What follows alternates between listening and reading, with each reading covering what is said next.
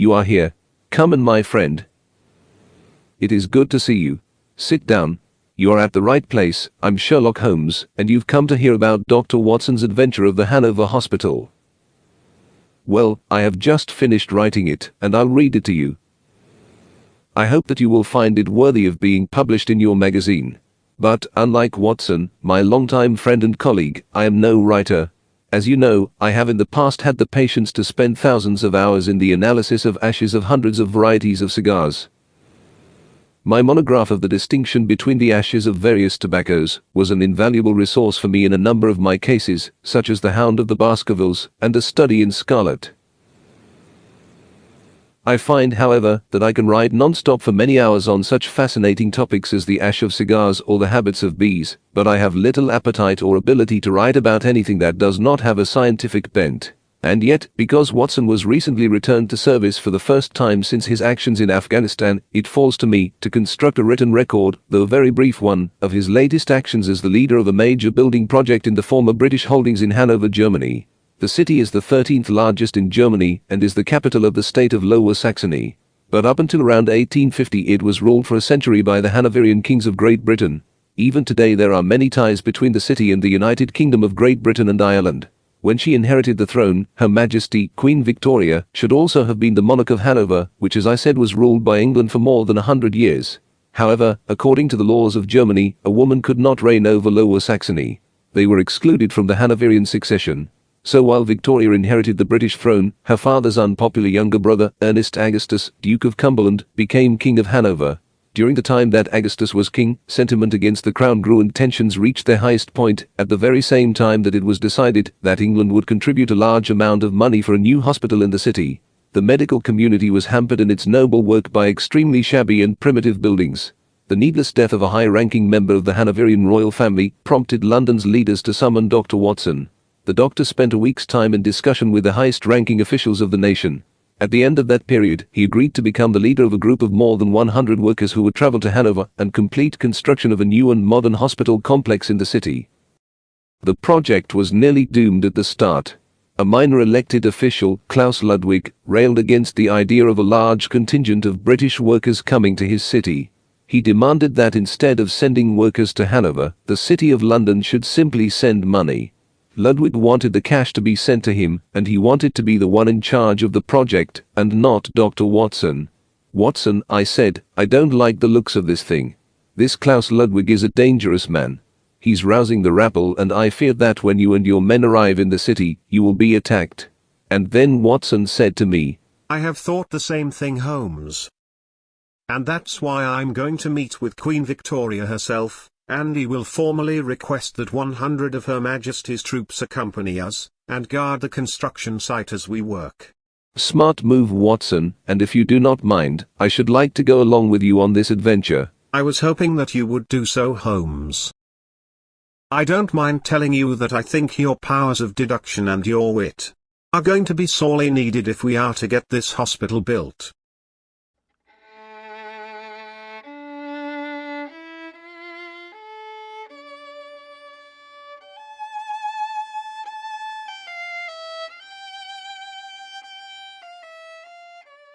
One week later, Holmes and I arrived in Hanover. I was in command of more than 120 workers and a small army of 100 fighters. We convoyed to the side of a road leading to the 300 acres of Hanover woodland that was to be the site of the new 500-bed hospital.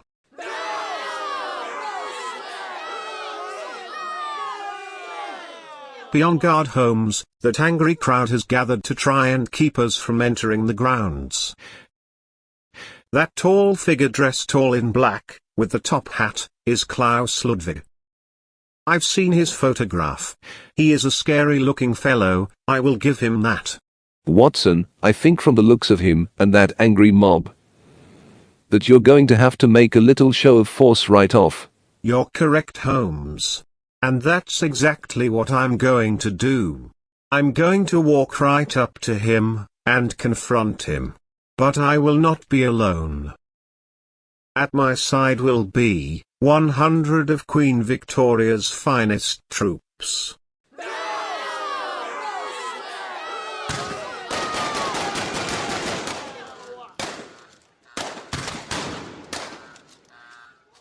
Good job, Watson. They have all scattered and run off. There's nothing better than a few warning shots fired in the air to scare off an angry mob.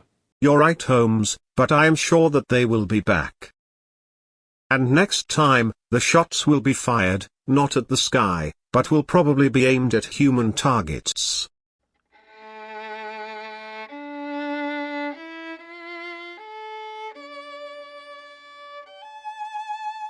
For the next few weeks the work progressed swiftly, with Watson working tirelessly almost non-stop, around the clock. More than 100 acres of woodland was cleared, and a foundation put in place for the new Queen Victoria Hospital of Hanover, Germany. The name was probably not a wise choice, since Augustus was King of Hanover, and the Queen was not.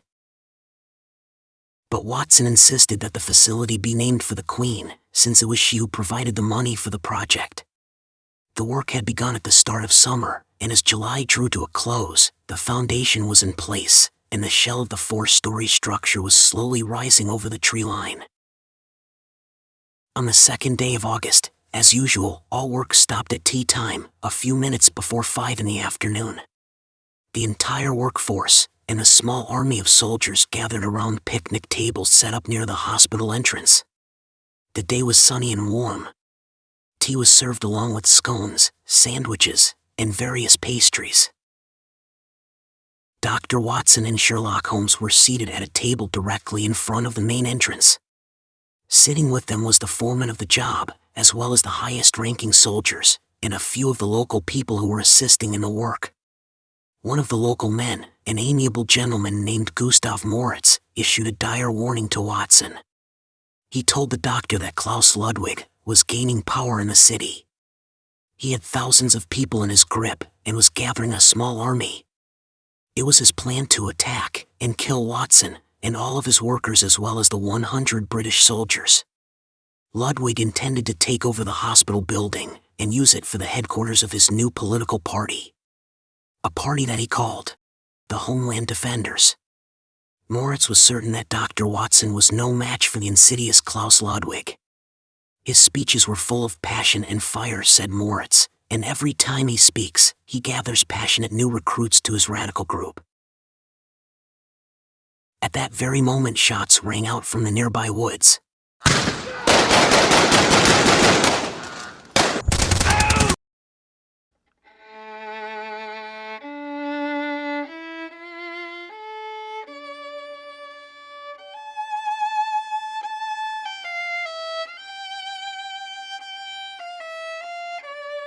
A dozen workers fell to the ground, mortally wounded by the attacking members of Ludwig's raiders.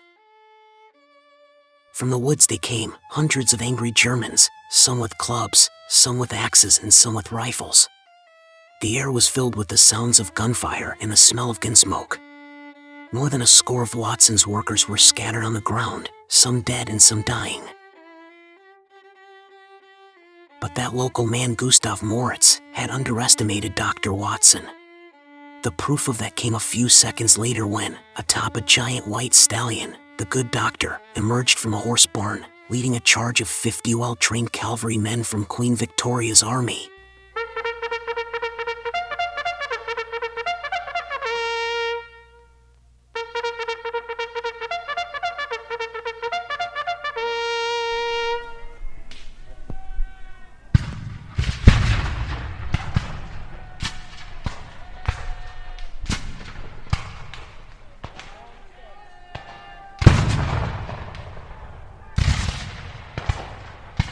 Watson, though aging, and at almost twice the weight of his fighting days, led that charge.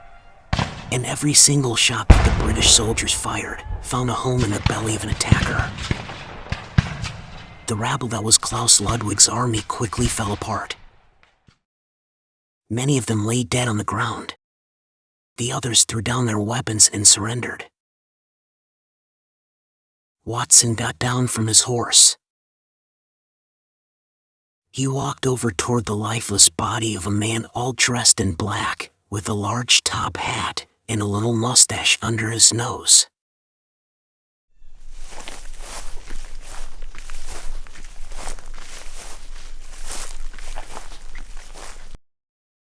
It was the rebel leader, Klaus Ludwig. Gustav Moritz, the local man who worked with Watson, walked over to where the good doctor was standing. Moritz told Dr. Watson that he had done a great service for Germany, as well as for England. He told the doctor that Moritz, who was a paper hanger, before becoming a political leader, was the most dangerous man in all of Germany. And yet he was just a paper hanger, said Moritz. Yes, Mr. Moritz, he was just a paper hanger, and now he is dead. And is perhaps going to be remembered as a martyr. He was just a paper hanger, and he wanted to change the world for bad. Not like a certain carpenter, that wanted to change the world for good. Don't forget, Mr. Moritz, the world did change for the better after the carpenter died. And if a carpenter can change the world for good, then a paper hanger can certainly change it for bad. Let's hope there are no more paper hangers out there who want to be politicians.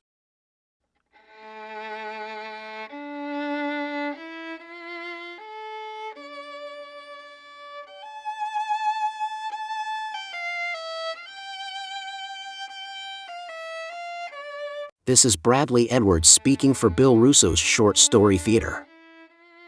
The play was written for Sherlock Holmes by Bill Russo and is a copyrighted feature of Short Story Theater. Our podcast is available on all podcast sites from Amazon and Apple, all the way to the Z's. Many of our stories also appear on our YouTube channel. That's all for today. Please tune in again real soon. Won't you?